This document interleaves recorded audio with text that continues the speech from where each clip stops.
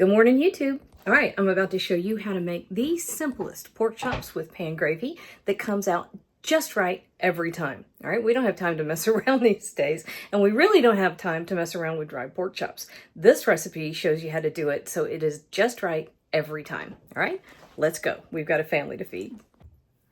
All right, I'm going to show you a trick to making these turn out just right every time. Takes a little bit of patience on the front end, but on the back end, you're going to get the rewards.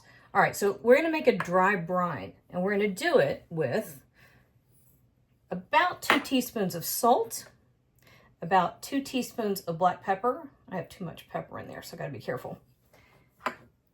2 teaspoons of garlic powder, 1 teaspoon of onion powder, and about a teaspoon of smoked paprika.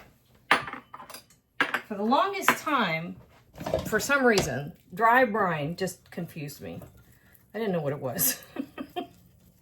Brine, of course, is a salt solution. And for some reason, dry brine just would not process in my brain. Couldn't get it to perk. But it's really just the salt solution without the water. So you put it in here and then let it sit for a few minutes. That's it. And we're going to let the oven do the majority of the work here. So we're going to sear this off, toss it in the oven, and then make a really quick pan gravy.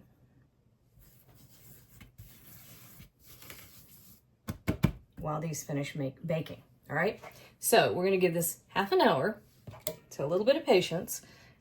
I'll meet you right back here. And we're back. Okay, so have a couple things going on. Half a tablespoon of butter, a little bit of olive oil, maybe half a tablespoon of olive oil. I also have another cast iron skillet in my oven, preheating. Oven is going to 350, and this is not quite hot enough, but it's getting there. So we are going to just brown off our pork chops over medium heat. This is just for color. You can tell it's not hot enough. So actually I'm going to let that get a little hotter. You want a sizzle. We don't have sizzle yet. Hang on. Okay, now we're a little bit better. Yep, you wanted to talk to you. If it's not sizzling, there you go. If you don't get noise, all you're going to have happen is it's going to steam. You also don't want to crowd your pans. You notice I've only got 3 of them in here. I have to wait on one of them, which is all right. We're going to throw these in the oven to finish, and we can throw the last one in a little bit later. That dry brine kind of gives us some protection for them drying out and overcooking. And that pan gravy that we're going to make is another little bit of protection. So this just gives us color and flavor on the outside. We're going to give it about 4 minutes per side. Literally, that's all this takes. So we're just doing that. I'm going to flip them over, and then when they're nice and beautiful and golden, I'm going to toss them in the oven on my other skillet, which is just inside my 350-degree oven. And that's it. I'll be back to show you how to make the gravy and what they look like when they're beautiful. Just showing you real quick what they look like. You see that? That is perfect.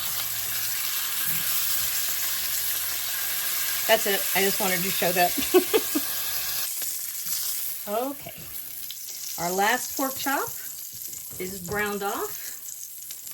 It's going in the oven with the others, and now we are going to make our gravy. So to the drippings in our skillet, we're going to add a little bit of butter, couple of tablespoons. And we're also going to add a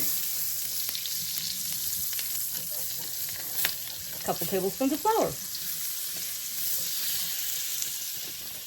And you can do this gravy however you want. I like butter and flour and broth.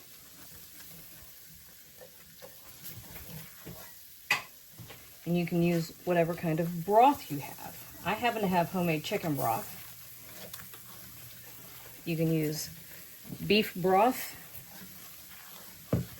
if you have it. I don't know, vegetable broth would be the thing to use here.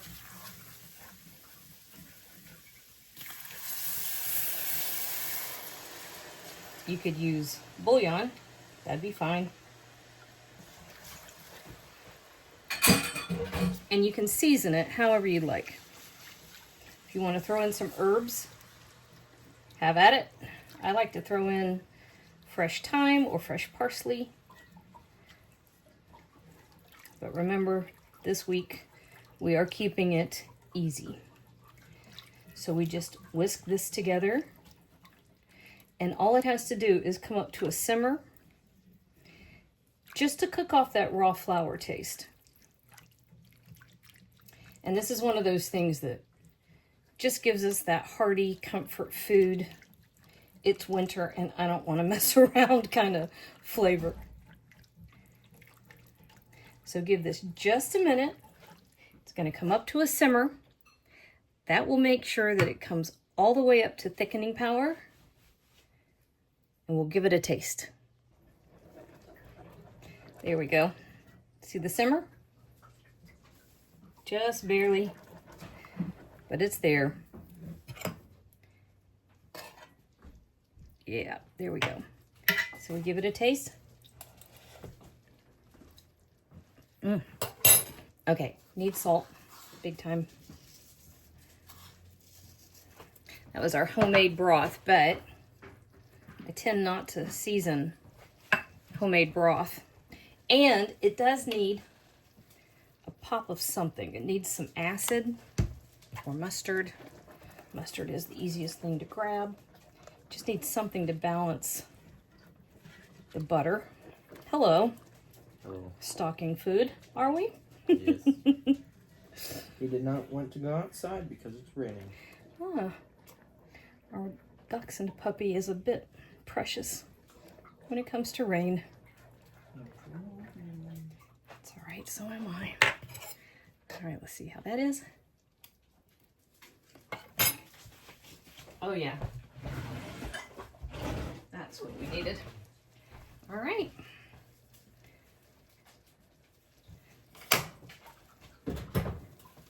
This